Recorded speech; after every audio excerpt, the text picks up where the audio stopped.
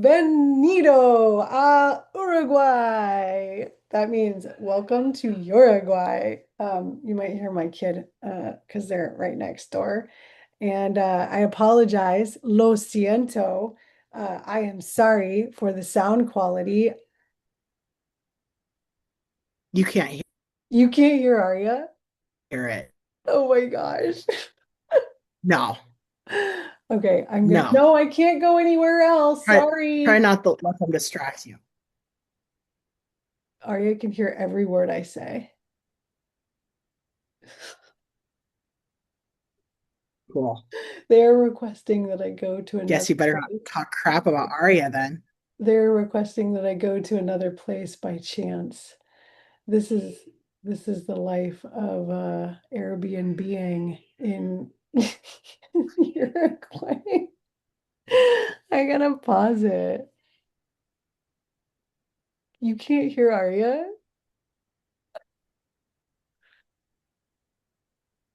All right, I'm in another room now. It might sound a little different. Um, and yeah, life is hard.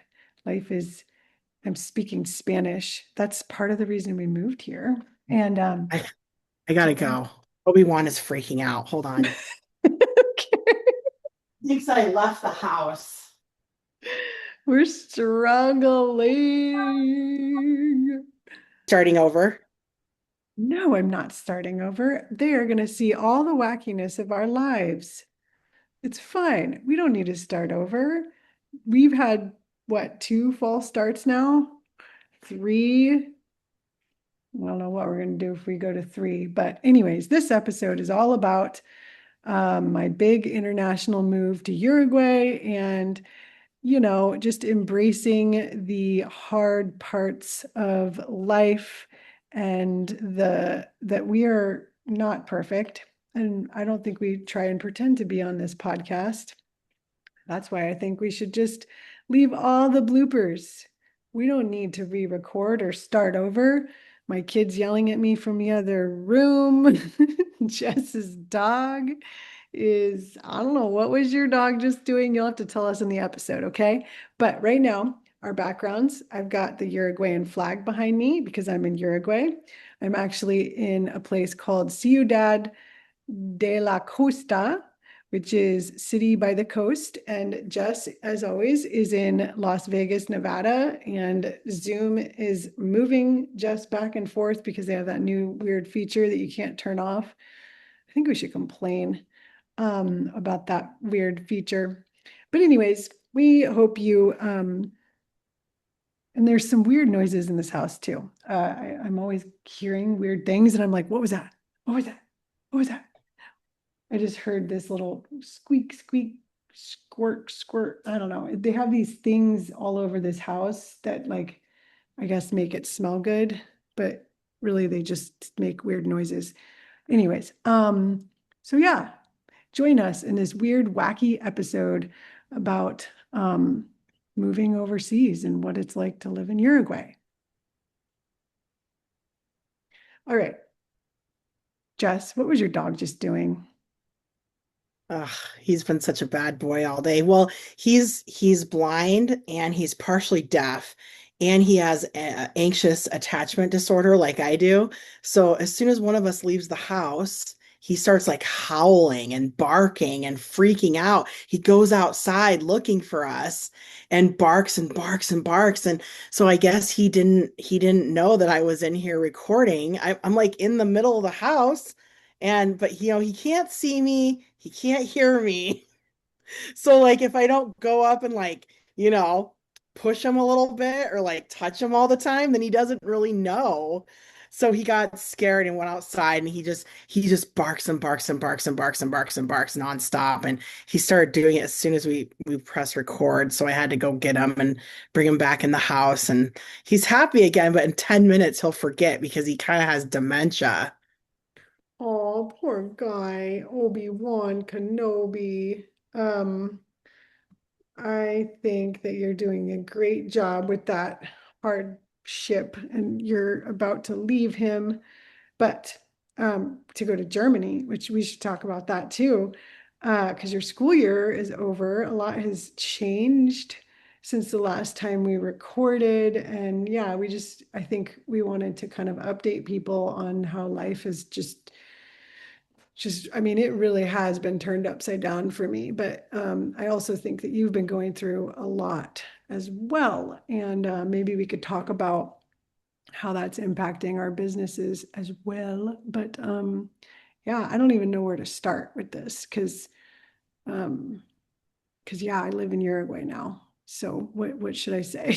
But beyond that, Well, I mean, I think a lot of people talk about leaving the United States, but then they don't actually do it, you know? Like, and you actually did it. Like, you sold your house, you got rid of most of your possessions, you sold one of your cars, gave another one away. Now you just bought another car in Uruguay. And I mean, just I guess my biggest question is, do you have any regrets yet?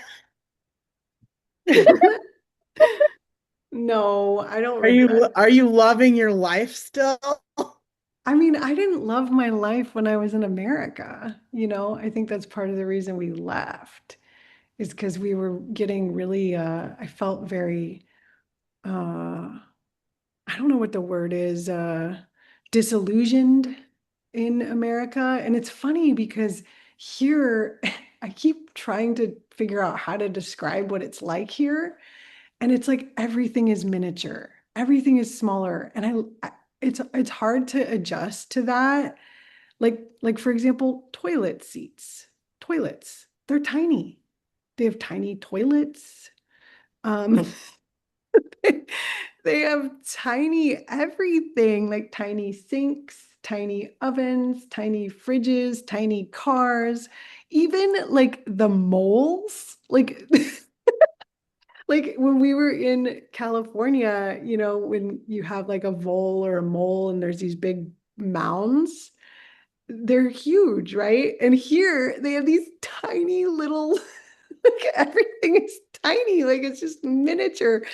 And I don't know, it's just, and I like it because it's like for example, yes, we bought a new car and you looked up the car that we were going to buy and everything is small, like all of the cars, like all the like places you park. It's tiny, like the parking spots are tiny, the roads are tiny. And I just like we decided to buy a Suzuki. See, I don't even know the type of Suzuki. I forget now. Do you remember? We just bought I it can today and I can't look it even up on my remember. phone. I was reading I about feel it. so embarrassed. A Suzuki, it starts with a C. It's a type of Suzuki, but you looked it up and Celerio. yeah, Celerio, there it is. You looked it up and you were searching it and it said something like, this is a great starter car for a 16-year-old. And it's like, that is like so American. And I told Eric that. He said, well, Americans love their huge cars. And it's just like, oh my gosh, you can literally see the difference between like the massiveness of everything in America, massive houses, massive like malls, massive cars, massive toilets. And I don't know. I wanted to downsize and just like I like it. I like just not living, like being a minimalist. I've always wanted to be a minimalist, and now I'm actually living it. So You there's know, your, my favorite story that you've told so far is the underwear story. oh yeah, tiny underwear. Oh, and Tell everyone. they don't have dryers. Oh, because our cat peed and pooped in our suitcases. Yeah, we brought our cat. And we're still trying to bring our dog. And our cat did not have a litter box for over 24 hours. And we arrived here at like 10 p.m. and none of the stores were open. Like nothing was open. And we were planning on going and buying something so the cat could go pee or poop. And we had these, what are those called? Pee pads that we brought. And I put like dirt on it, but she didn't care. And the next morning, I noticed like little pieces of poop in my husband's suitcase. And I was like, oh no. And I started moving the clothes and everything was wet. And so all of our clothes, like we barely brought any clothes, and they're all just covered in cat pee. And they only have washers here. I mean, we could go to a laundromat and dry things, but like at this Airbnb in most houses, they don't have dryers. And so, and they also don't have enzymatic cleaners. There's a lot of things they don't have here because all has to be imported and it's really expensive. So yeah, we went to this shopping center and started looking for, yeah, new underwear and stuff. And all the underwear were like way too tiny. And I thought I was in a kid's store. And I just, every store I went to, I was like, why are all these underwears so small? Like they're like, not thongs, but like they're just small and I don't like underwear that like go up my butt. So anyways, yeah, that's that story. That was the best story so far, I think. Oh, okay. Well, why does it keep saying lower hand? I didn't. You have your hand raised and you're okay, now it's down. Okay. So yeah, So it's been hard. is there anything else that you want people to know about your move so far? I mean, this is kind of interesting. I think a lot of Americans they romanticize what being a minimalist is. Like it is very popular. They have these things called capsule wardrobes, right? Where like you're only supposed to have 12 pieces of clothing and you just need to have like the most neutral basic clothing that you can mix and match. And people have these goals to like go years with a capsule wardrobe of like 12 pieces of clothing. And you know what I mean? Like people romanticize like being minimalistic. Like it's a sexy trait. And I do notice that especially middle upper class people want that. And I think it's kind of because clutter and extra stuff is seen as like a poor people problem a little bit, right? Like some people are just like, but it's like it honestly is a trend that people sell in America, but like you're actually living that lifestyle, right? Like I mean, you've actually lived that, like you're living it like in a really authentic way now, because you can't not live it. You know what I mean? Yeah, Like you because can't go backwards at this point. I And have like, one pan.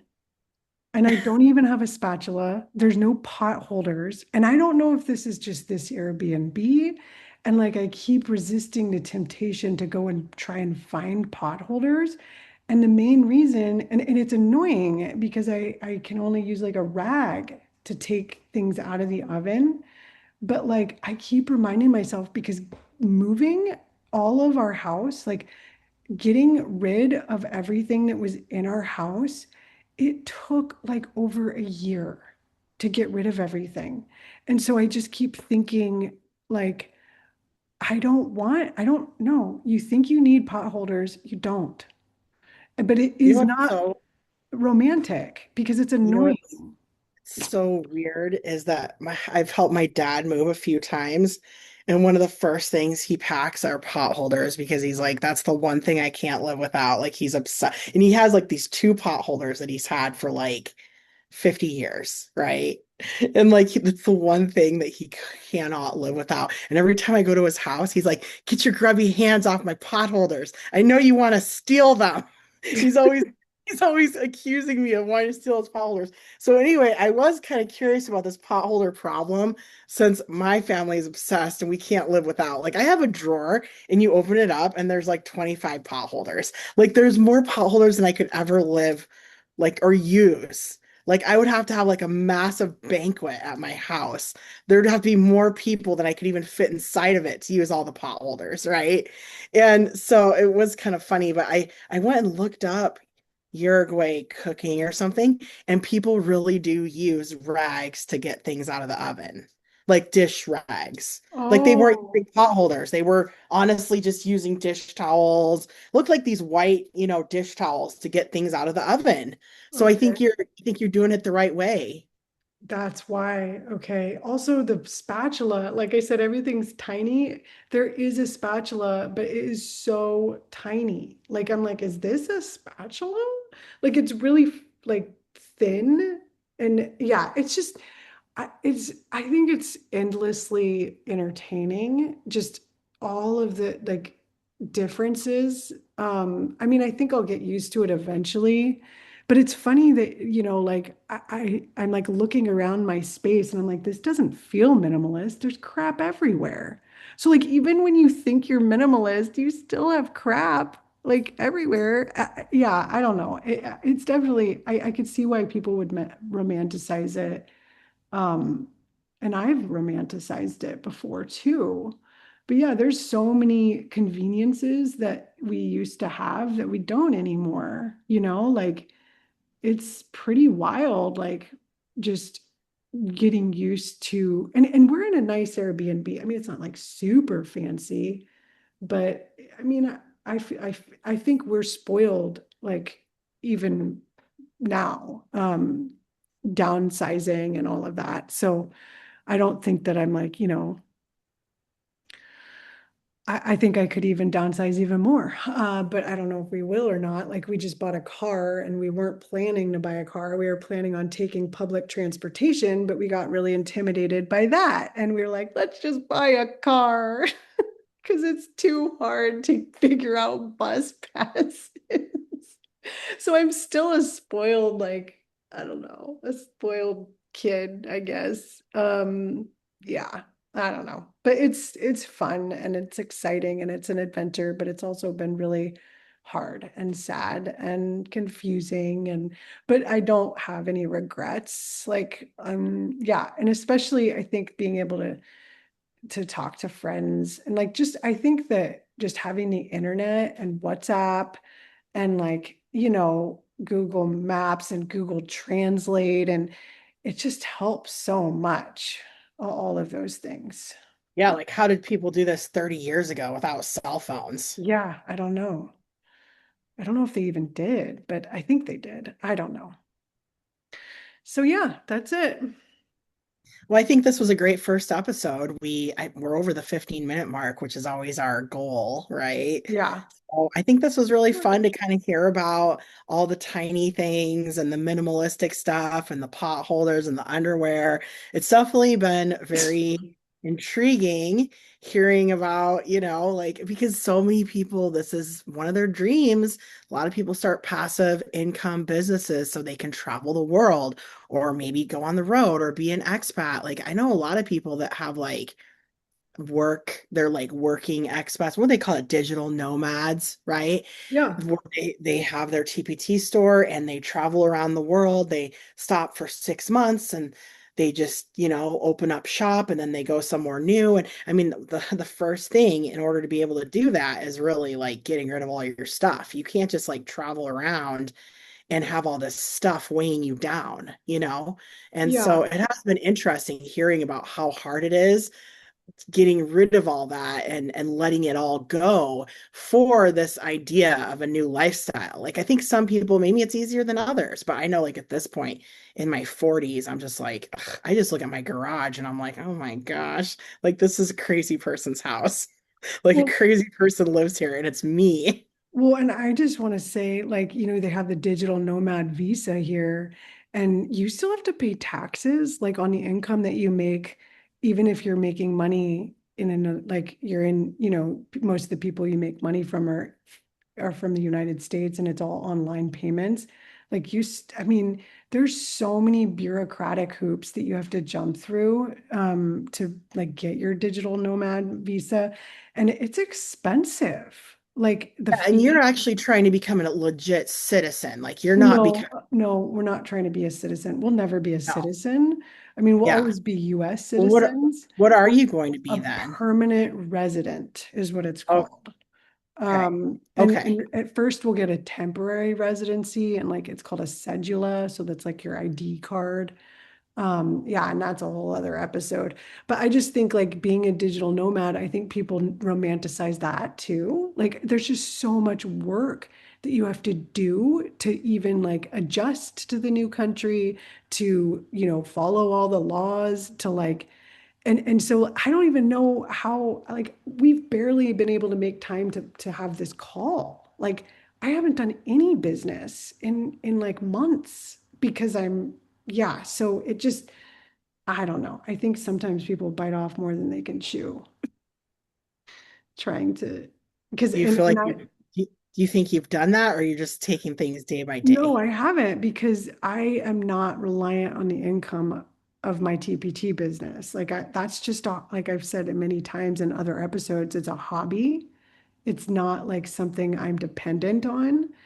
And so it's easier for me. But if you were dependent on that income, I think you would need a lot more support, like from a spouse or friends or something. I don't know, like to adjust to a new country and to like, I don't know. I don't know how people would hop around to different countries and like just open their laptop and start working. Like it just seems a bit unrealistic to me. Yeah.